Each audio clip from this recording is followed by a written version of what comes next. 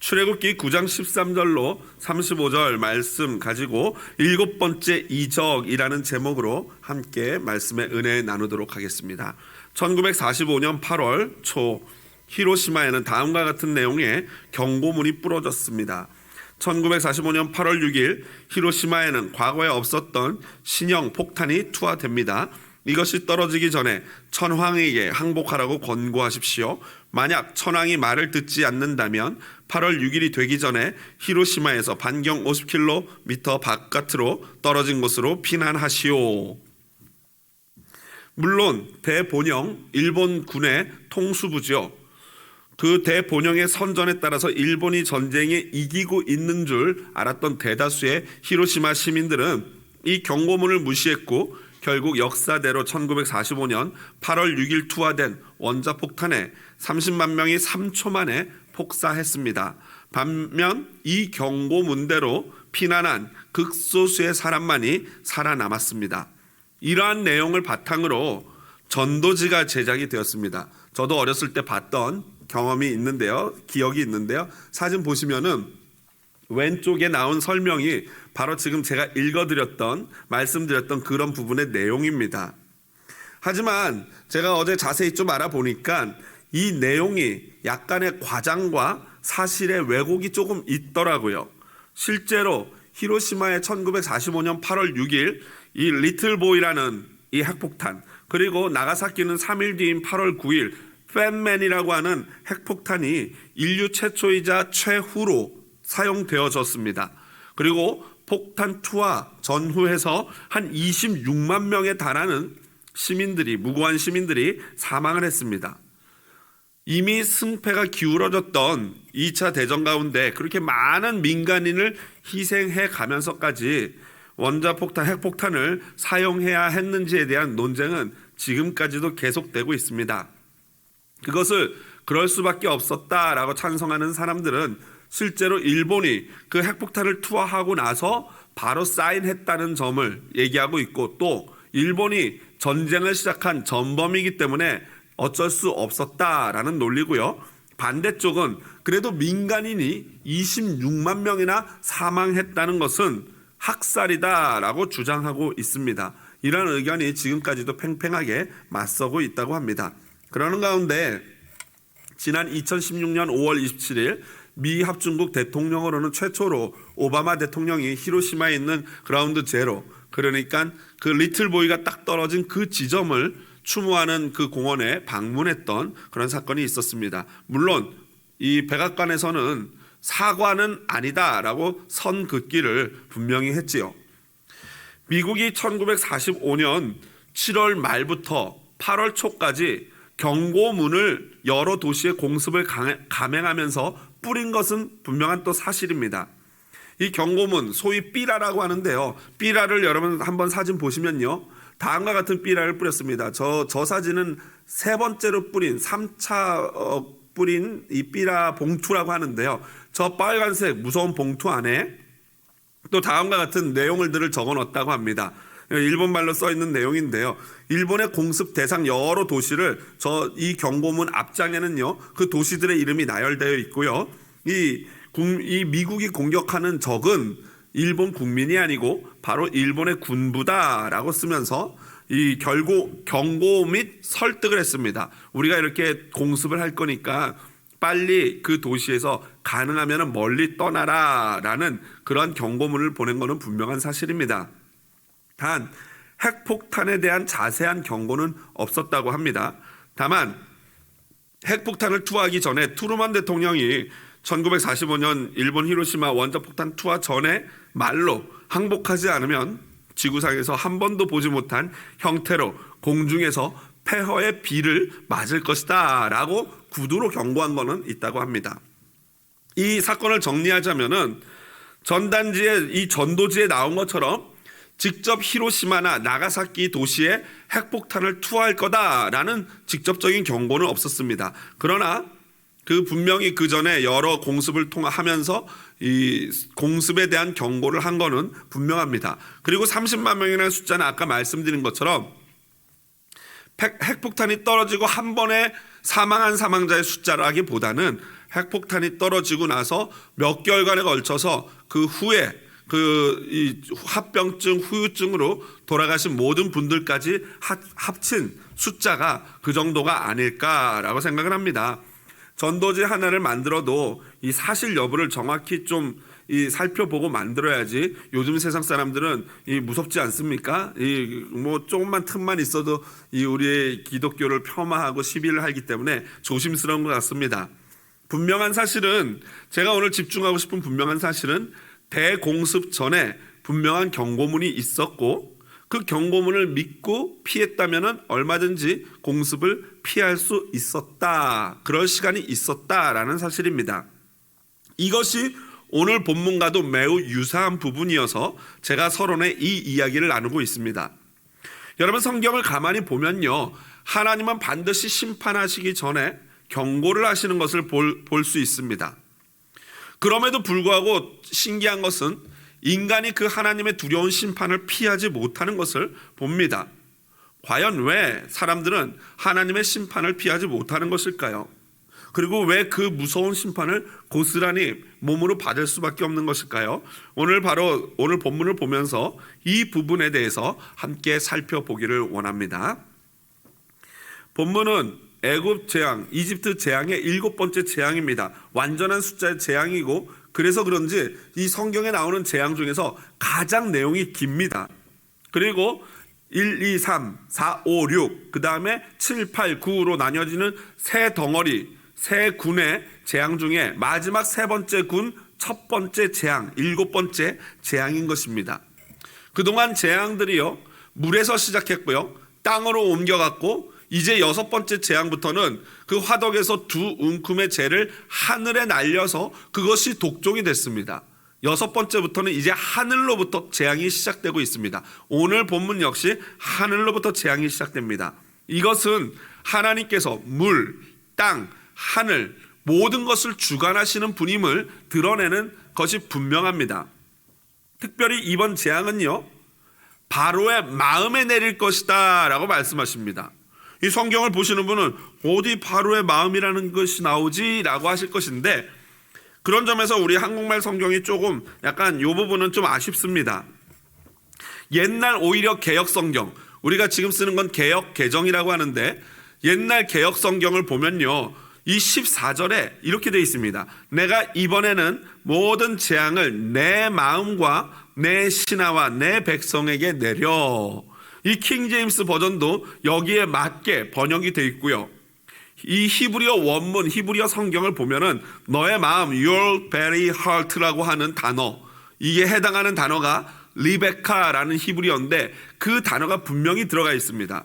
한마디로 하나님이 재앙을 바로의 마음에다가 내리신대요. 왜 마음에 재앙을 내리실까요? 바로 재앙의 시작이 마음으로부터, 죄악의 시작이 마음으로부터 시작되기 때문입니다. 그러면 바로의 마음으로부터 시작된 그 죄악은 여러분 무엇입니까? 17절 한번 보실까요? 17절 보시니까 내가 여전히 내 백성 앞에 교만하여 그들을 보내지 아니하느냐라고 나옵니다. 하나님은요, 하나님과 하나님의 백성을 동일시합니다. 그래서 하나님의 백성을 괴롭히는 자를 하나님을 대적하는 자로 간주하십니다. 이러한 하나님의 생각은요, 성경 곳곳에 자주 목격할 수 있습니다. 이것은 마치 부부가 하나이듯이 하나님과 하나님의 자녀, 하나님과 하나님의 백성은 하나임을 나타내고 있습니다. 오늘 여기서 교만, 바로의 마음에 있는 그 교만에 해당하는 단어가 히브리어 살랄인데요, 이 살랄이라는 단어는 쌓아 올리다, 스스로 무엇인가를 쌓아놓는 거죠. 그래서 가만히 보면 이집트 사람들이 피라미드도 쌓고 스핑크스도 쌓고 자기 기념비들을 많이 세우지 않습니까? 그게 교만이라는 거예요.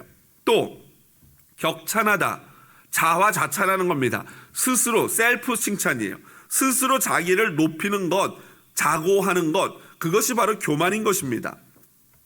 이것은요, 사탄의 가장 대표적인 속성입니다. 하나님의 대표적인 속성이 사랑이고 거룩이라면은 사탄의 대표적인 속성은 거짓이고 교만입니다. 에덴에서 여러분 인류 최초의 범죄가 무엇입니까? 다른 게 아니에요. 바로 교만입니다. 최악의 죄목이고 이 교만이라는 죄는요, 지금까지도 여전히 우리 모든 인류를 공격하는 죄악입니다. 이 죄악은요, 누구도 자유롭지 않습니다. 목사건, 장로건, 권사건, 집사건, 심지어 어린 아이들까지도 자유롭지 않아요. 제가 가만히 보니까요, 인간이요, 부모가 자기 자녀에게 너는 교만해라 라고 교육하는 사람은 아무도 없습니다. 제가 알기로는 아마 이 인류 가운데 교만해라 라고 가르치는 부모는 한 명도 없을 것이라고 확신을 합니다. 그런데 신기한 건 뭐냐면요, 이 조그만한 몇 살 안 되는 그 꼬마들도요, 얼마나 교만한지 모릅니다. 자기가 다 할 수 있대요. 아빠 엄마가 뭐 해준다 그러면 됐다고, 내가 할 줄 안다고 그 교만 떨다가 꼭 넘어지고 그러지 않습니까? 그게 우리 인간의 본래의 모습이에요. 실체예요. 인류는 여전히 교만하여 그 교만의 죄로부터 공격을 받습니다. 그냥 놔둬도 이 안에서부터 스물스물 신경 안 쓰고 방치해두면 스물스물 교만이 올라오는 것이 바로 우리 인간이라는 존재입니다. 바로 이런 교만한 바로에게 하나님은 모세를 통하여 경고하십니다. 15절을 보면은 전염병으로 내가 너와 너의 백성을 치면 끝, 게임 오버지만 하나님이 그를 가만 놔두시는 이유는 무엇입니까? 16절에 잘 기록되어 있습니다. 내가 너를 세웠음은 나의 능력을 내게 보이고 내 이름이 온 천하에 전파되게 하려 함이라. 무슨 말입니까? 하나님이 바로를 놔두시는 이유는 바로를 쓰시기 위함이래요. 그런데 여기서 하나님께 쓰임받는 두 명의 인물, 세 명이지만 군으로 따지자면 모세와 바로, 모세와 아론을 한 사람으로 보면 모세와 바로로 나눠집니다. 모세는 하나님의 영광을 위해서 쓰이는데 긍정적으로 쓰입니다. 바로는 하나님의 영광을 위해서 똑같이 쓰이는데 부정적으로 쓰입니다. 우리는 여기서 한 가지 질문 던져봐야 됩니다. 나는 진짜 하나님께 쓰임받기를 원하는가? 그건 내가 원하든 원치 않든 하나님은 사람을 사용하셔요. 그래서 중요한 건 뭐냐면은, 기왕이면은 우리가 어차피 하나님이 우리를 쓰신다면은 기왕이면은 모세처럼 긍정적인 도구로 쓰임 받고 싶지 않냐라는 질문입니다. 여러분, 그걸 원하시지 않습니까? 바로처럼 쓰임 받기를 원합니까? 모세처럼 쓰임 받기를 원합니까? 질문이 우스운 질문이죠. 아마 하나님을 모르는 자들도 모세처럼 쓰임 받기를 원할 것입니다. 이제 하나님이 긍정적으로 사용하는 사람 모세를 통해서 애굽의 7번째 재앙이 경고됩니다. 이 재앙은요, 이제까지 본 적이 없는 그러한 우박이 애굽 온 역에 내리는 것입니다. 그런데 어떤 사람이 이 하나님의 두려운 이 우박의 심판을 받을 수밖에 없는가? 바로 좀 전에 말씀드렸던 바로 교만한 사람입니다. 스스로 자신을 최고라고 자고하는 사람. 그런데 오늘 본문은요, 그런 교만한 사람을 다른 표현으로 표현하고 있어요. 바로 21절입니다. 한번 보실까요? 21절 같이 큰 목소리로 읽어보겠습니다. 여호와의 말씀을, 그렇습니다. 교만한 자는요, 다른 사람이 아니에요. 여호와의 말씀을 마음에 두지 아니하는 사람. 우리가 교만하면은 그냥 막 잘난 척 막 이러는 떠벌리는 그런 사람만을 생각하는데 그게 아니라 네 이러지만 그 마음속에 하나님의 말씀을 두지 않으면은 그 사람이 바로 교만한 사람이라는 것입니다. 제가 이스라엘을 봐도 답답한 게 바로 이 부분이에요. 바로를 보면서도 답답한 게 이 부분이고요. 안타깝게도 제 자신을 바라보면서도 답답한 게 이 부분입니다. 분명히 여호와 하나님의 말씀을 우리는 들어요. 듣기는 듣는데 그 말씀을 그냥 한 귀로 듣고 한 귀로 흘려버려야 합니다.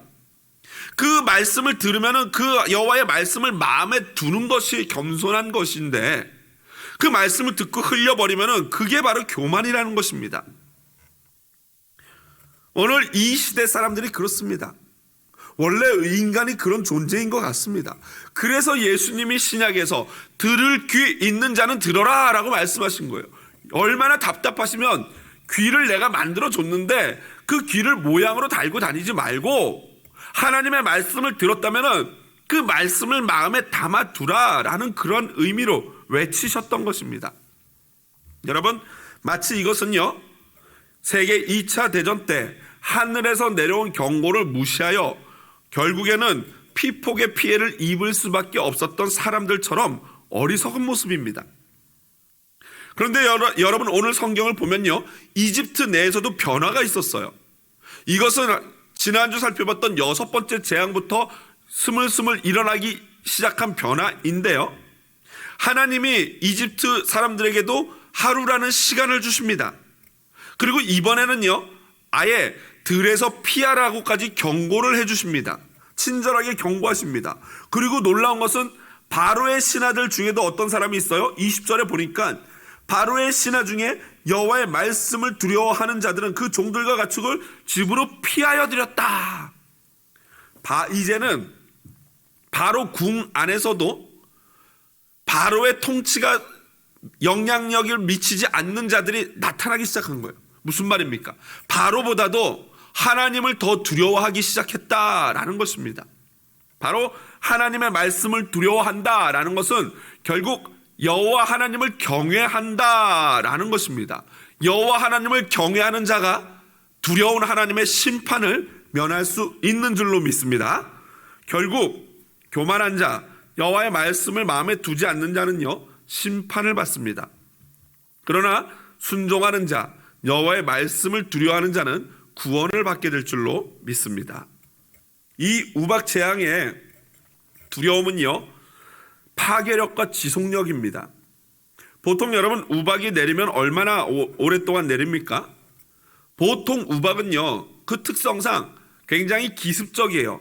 잠깐 확 내렸다가 멈추는 것이 일반이고요, 길어봤자 30분이라고 합니다. 그런데 오늘 본문에 나온 이집트에 내린 우박 재앙은요, 모세가 손을 들어 중보 기도할 때까지 멈추지 않았습니다. 지속적으로 계속 내렸어요. 그리고 그 피해는요, 23절부터 25절에 잘 나와 있는데, 그 중에 24절을 보면요, 우박이 내림과 불덩이가 우박에 섞여 내림이 심히 맹렬하니 나라가 생긴 그때로부터 애굽 온 땅에 그와 같은 일이 없었더라. 그리고 23절을 보면요, 우레소리와 우박을 보내시고 불을 내려 땅에 달리게 하시니라 라는 표현이 있어요. 한마디로 세 가지의 공격이 있었는데, 천둥 소리, 이 우레소리, 그리고 우박 자체, 그리고 불, 달리는 불이라고 표현되어진 게 있습니다. 아마도 낙뢰, 번개, 천둥, 그리고 우박과 비가 한꺼번에 다 쏟아진 것 같습니다. 여러분, 그리고 번개와 낙뢰로 말미암아 이 땅에 이 불까지도 붙어서 막 불붙은 가시덤불이 바람에 날려 굴러다니고 우박은 쏟아지는 그러한 정말로 보기 힘든, 목격할 수 없는 두렵고 떨리는 괴기한, 기괴한 광경이 지금 이집트 온 땅에 펼쳐지고 있는 것입니다. 그래서 존 더 햄이라는 학자는요, 이 장면을 어떻게 해석했냐면요, 여호와의 강림을 암시한다. 한마디로 이집트 땅에 하나님이 직접 내려오셔서 저주를 내리고 계시는 것이다 라는 것입니다. 실제로 십계명을 받을 때 모습과 굉장히 흡사합니다. 출애굽기 19장 16절 한번 보실까요? 우리 화면을 보면서 같이 한번 읽어보겠습니다. 셋째 날 아침에 우레와 빽빽한 구름이 산 위에 있고 나팔 소리가 매우 크게 들리니 진중에 있는 모든 백성이 다 그렇습니다. 십계명을 받는 시내산 앞에 백성들이 이스라엘 백성이 모였을 때 십계명을 받는 장면인데, 나중에 우리가 이제 19장에 가서 살펴보겠죠. 그때 모습과 굉장히 유사합니다. 우레가 있고 번개가 있고 빽빽한 구름이 산 위에 있고 막 그냥 천둥 소리 같은 나팔 소리가 들려오는 것입니다. 그러므로 이것과 동일하게 지금 이집트에 우박을 내리는 이 상황은 하나님이 직접 간섭하고 계시는, 임재하고 계시는 장면으로 볼 수 있습니다. 자, 그렇다면은 우리는 여기서 두 가지 질문이 떠오릅니다. 하나는 진짜 우박에 사람이나 짐승이 죽을 수 있는가? 두 번째, 이 우박의 재앙은 그동안 이집트 신들을 재앙들이 다 심판하는 거였다면 이 우박 재앙은 이집트의 어떤 신을 심판하는 것인가? 먼저 첫 번째, 우박으로 진짜 사람이나 짐승이 죽는가? 그렇습니다. 실제로요, 우박은 종종 농작물이나 사람들 그리고 동물들에게 피해를 입힙니다. 제가 이 설교를 준비하면서 어제 영상들을 좀 찾아봤더니 이 한국에서 2017년도 호남 지역에 우박이 잠깐 내린 적이 있는데 그 피해가 얼마나 컸는지, 농작물이 다 그냥 보니까 농작물들 왜 이 비닐로 이렇게 씌워놓지 않습니까? 얼지 않도록. 그런데 거기에 이 비닐, 검은색 비닐마다 구멍이 숭숭숭 뚫려 있고요. 이 심지어 야구공만한 우박이 떨어져서 자동차들 뒷 유리창이 다 깨져 있더라고요. 그리고 또 조그만한 우박들은 자동차 본네트나 자동차 이 천정에 내렸는데 다 콕콕콕 찍은 것처럼 그냥 움푹움푹 들어가 있어요. 그것뿐만 아니라 그거보다 더 예전에 내린 이 우박에 사람과 황소가 맞아 죽은 사건도 우리나라 이 뉴스 역사 가운데 기록되어 있다고 합니다. 또한 미국도요. 이 비행기가 이 구름 안을 날아가다가 구름 속에서 이 우박을 맞아가지고 이 비행기 앞부분 기수가 망가져서 어렵게 불시착한 경우도 있고, 또 중서부 쪽에서는요. 이 우박이 내렸는데 그 우박을 내린 우박을 주워서 길이를 재봤더니 지름이 15cm라고 합니다. 그러니까 지름이 15cm니까 한마디로 핸드볼 공만한 그런 우박이 내린 거예요. 여러분, 우박이 내리는 속도가 초속 50m라고 합니다. 그러니까 1초 할 때 50m가 떨어지는 거예요. 그러니 여러분, 그 위치 에너지가 어떻겠습니까? 그 몇 킬로 높은 상공에서부터 이 15cm 핸드볼 공만한 우박이 하나 떨어지면요, 그 위치 에너지만 따져도 엄청난 그러한 이 힘이 있는 거죠. 그래서 1888년 4월 30일에 인도에서 이 또 야구공보다 더 큰 무게가 한 거의 200g 정도 되는 우박이 떨어진 사건이 있었는데, 그 사건으로 246명이 사망했고요. 소와 양과 염소 등 1600마리의 짐승이 가축이 죽었다고 합니다.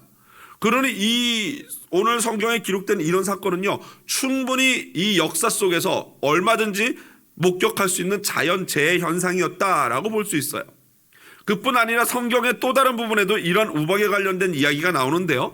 여호수아서 10장 11절 보면요, 그들이 이스라엘 앞에서 도망하여 벳호론의 비탈에서 내려갈 때 여호와께서 하늘에서 큰 우박덩이를 아세가에 이르기까지 내리심에 그들이 죽었으니 이스라엘 자손의 칼에 죽은 자보다 우박에 죽은 자가 더 많았더라.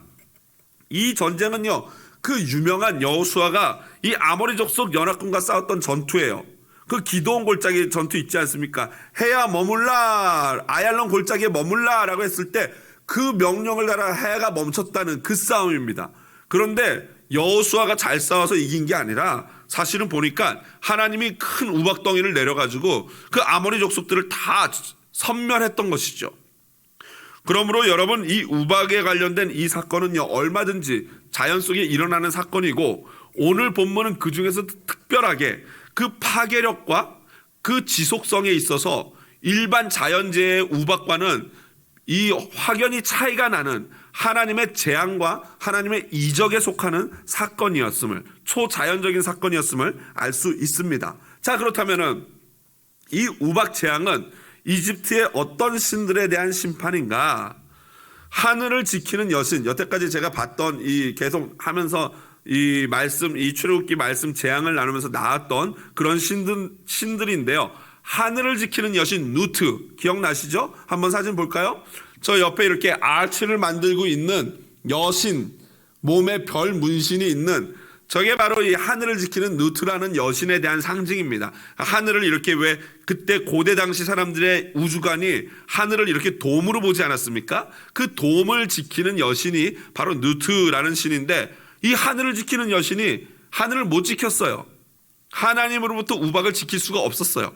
두 번째, 곡식 생산의 신 오시리스와 그의 와이프인 이시스는 생명의 여신이라 그러고, 이 오시리스는 몸 색깔이 초록색이죠. 미이라입니다. 미이라를 대표하는 사람인데 죽음의 신, 생명의 신이라고도 하는데, 저 두 부부가 곡식을 생산하고 생명을 주는 존재인데 이집트의 곡식을 못 지켰어요. 하나님의 우박으로부터 지킬 수가 없었어요. 그리고 마지막으로 폭풍의 신, 폭풍을 주관하는 사막의 신인데, 가만히 보면 얼굴이 개 같기도 하고 뭐 무슨 돼지 같기도 하고 쥐 같기도 한데요, 정확히 몰라요. 어떤 짐승인지는 모르겠는데 제가 볼 때는 약간 이 하운드 계열의 이 주둥이가 긴 개 모양인 것 같은데, 여하튼 폭풍을 주관하는 신인 세트라는 신인데, 이 폭풍을 주관하는 신이 하나님의 폭풍을 막을 수가 없었어요. 여러분, 이것이 의미하는 바가 무엇입니까? 본 재앙을 이 하나님이 왜 주시는가 직접 말씀하셨죠. 14절 보면요, 온 천하에 나와 같은 자가 없음을 내가 알게 하려 하심이다 라고 14절에 나와 있어요.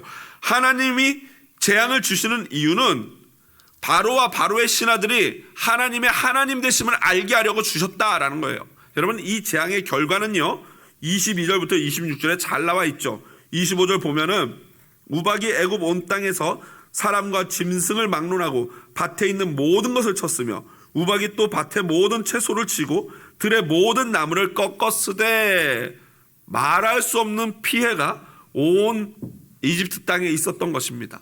얼마나 급했는지 모세를 황급히 불러서 이 바로가 이렇게 고백합니다. 27절이죠. 내가 범죄하였노라. 여호와는 의로우시고 나와 나의 백성은 악하도다. 제발 이제 우박을 그치게 해다오라고 부탁을 합니다. 여러분, 그런데 이것은요 진정한 회개는 아닙니다. 이건 미봉책에 불과합니다. 마치 무엇과 같냐면요 30절에 보면은 이것은 이 모세가 말해요. 왕과 왕의 신하들이 요새와 여호와 하나님을 아직도 두려워하지 아니하는 줄을 내가 아나이다. 바로가 진짜 하나님이 경외롭고 두려워서 이것을 멈춰달라고 내가 잘못했다 한 게 아니에요. 이것은 마치 미신, 잡신을 무당들을 섬기는 사람과 비슷한 태도예요. 여러분, 무당들 그런 사람들 점집 찾아가는 이유가 뭡니까?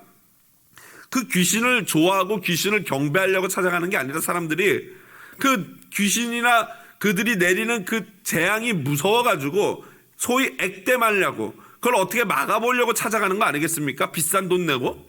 그거 비슷한 거예요.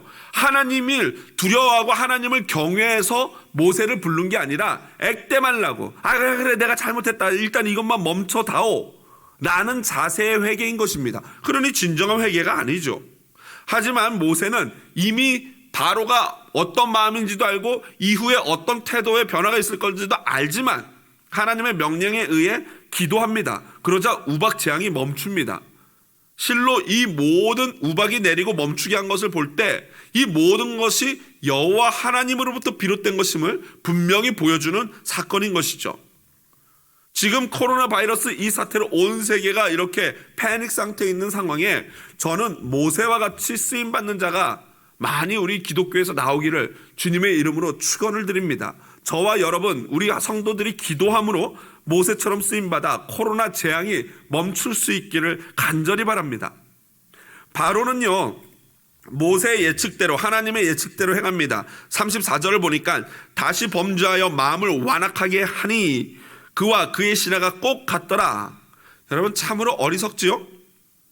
여러분, 사람이 이렇게 어리석을 수가 있습니까? 그만큼 혼났으면 이제는 하나님께 두 손 두 발 다 들어야 되는데 끝까지 버팁니다. 그런데 여러분, 바로가 이렇게 할 수 있었던 원인이 뭔지 아십니까? 31절 32절입니다. 한번 볼까요?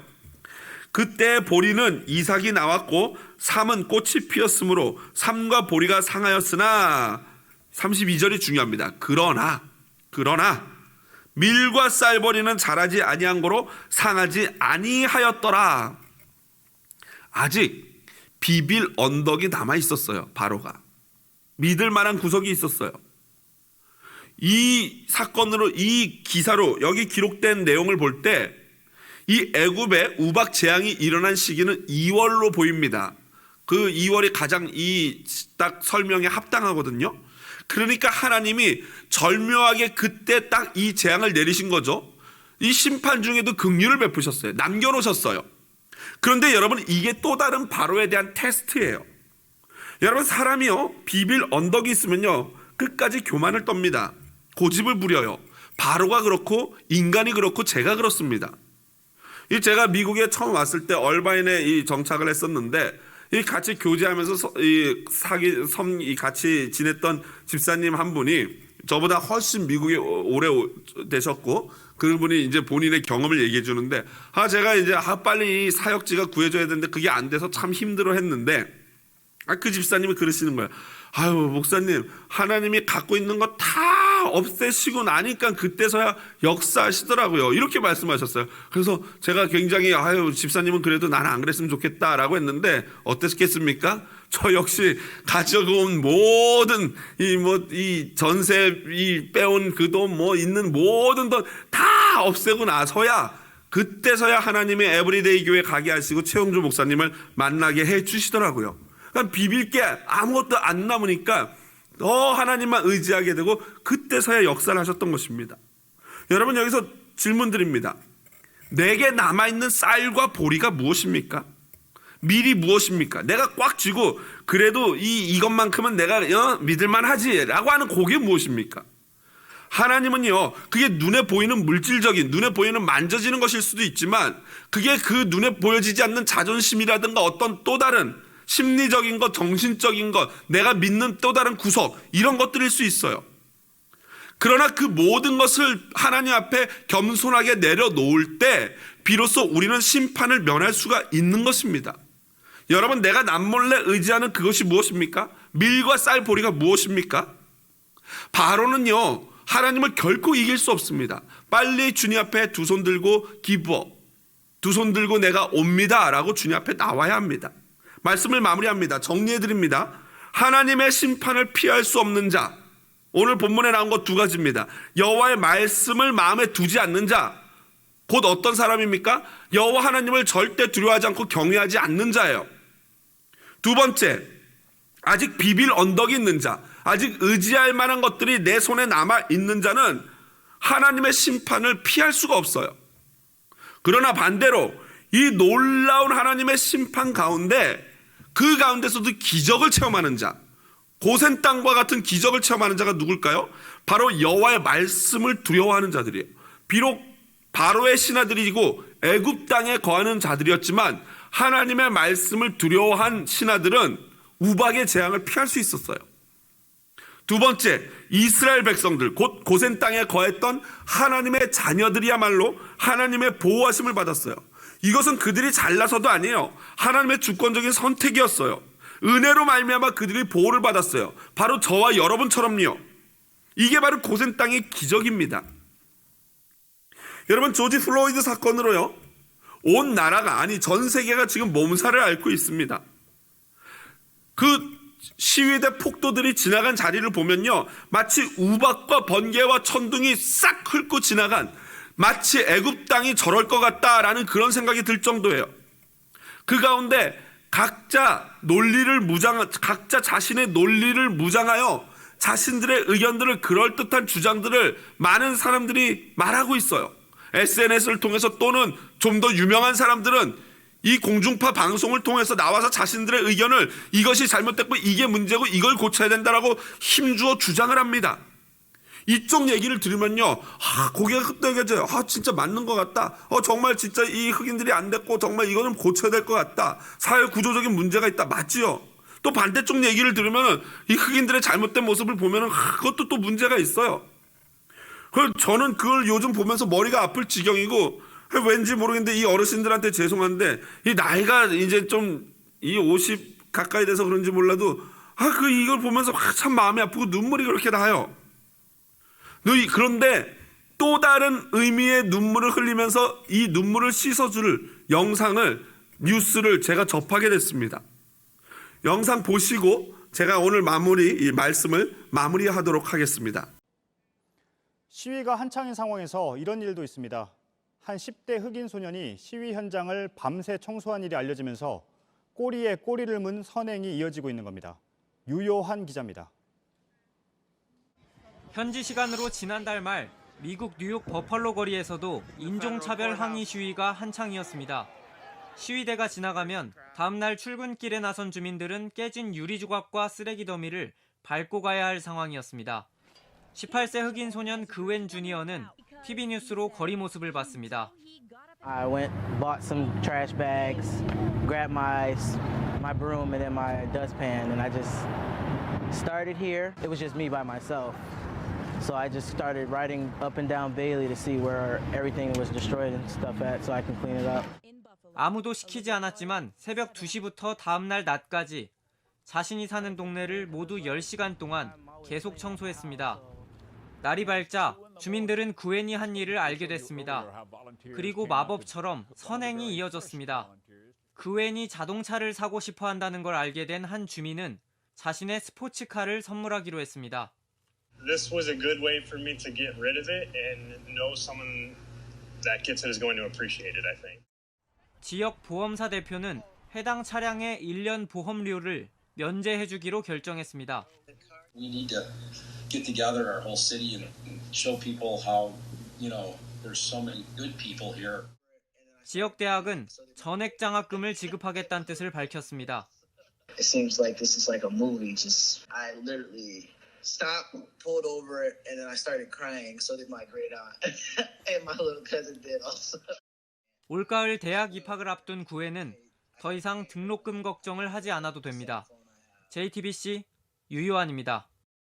저 그웬이라는 형제의 이 어머니가 2018년도에 돌아가셨는데 그 어머니가 사용했던 차가 저 빨간색 저런 스포츠카였다고 하면서 이 정말 이 온몸에 소름이 돋을 정도로 놀랍다고 본인이 그렇게 간증 비슷하게 얘기하는 뉴스를 접했습니다. 여러분, 하나님은요, 이 세상을 사람들을 사용하시어 움직이십니다. 그 중에는 바로처럼 쓰임받는 자가 있고 모세처럼 그리고 이 그웬 주니어처럼 쓰임받는 자가 있습니다. 매주 들려지는 하나님의 말씀을 그저 한 귀로 듣고 한 귀로 흘려보내면 그리고 아직도 내게 그 무엇, 남아있는 무엇, 물질이든 건강이든 자존심이든 성격이든 명예든 그 마치 밀과 쌀보리처럼 믿는 그런 것들이 있다면요, 여러분, 우리는 하나님의 심판을 면할 수가 없습니다. 여러분, 바로처럼 쓰임받기를 원하십니까? 모세처럼 쓰임받기를 원하십니까? 하나님은요, 지금도 이 땅의 고센 땅과 같은 기적을 일으키시는 분입니다. 그런데 어떻게 일으키십니까? 바로 모세와 같은 자를 통하여, 바로 안토니오 그웬 같은 학생을 통하여 그 기적을 일으킵니다. 여러분, 지금 이 땅의 기적은 다른 게 아니에요. 이것이 옳다, 이것이 잘못됐다, 이것이 맞고 저것이 틀리다라고 말만 해서 이루어질 것이 아니고 바로 그웬처럼 하나님 앞에 제가 이 확신하건대 저 친구가 분명히 교회 다닐 것 같아요. 그건 제가 뭔가 확신이 듭니다. 그웬과 같은 그런 어떤 사람을 통해서 역사하시는 것입니다. 오늘 하나님께서 우리를 통하여 이 땅에 주와 같은 분이 없음을 선포하기를 원하십니다. 우리 사랑하는 한사랑교회 성도, 우리들을 통해서 고센 땅을 보호하시는 분임을, 주 같은 분이 이 땅에 없음을 선포하는 저와 여러분 되시기를 주님의 이름으로 축복드립니다. 우리